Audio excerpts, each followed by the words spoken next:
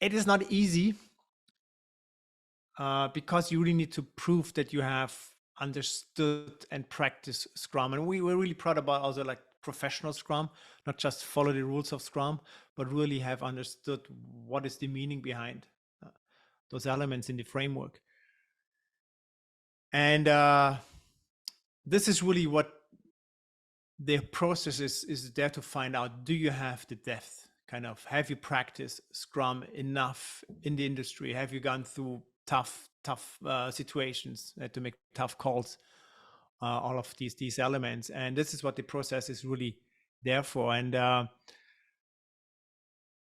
what I really also like about the process is it's not a no, you're out. It's more like no, not yet. So you are here right now. So all of these elements you did well. Good for you. This is nice. But here we see some weaknesses. And essentially it's like homework. You know, if you improved here and here, you should be fine.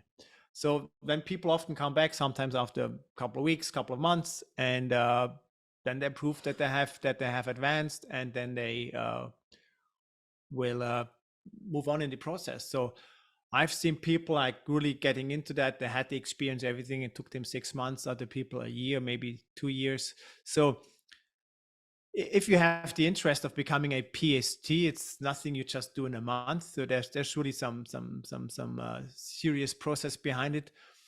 But honestly, in my opinion, it's a transparent, open process. And again, if it takes on longer than you think it is, it's a not yet, not you won't become a PST.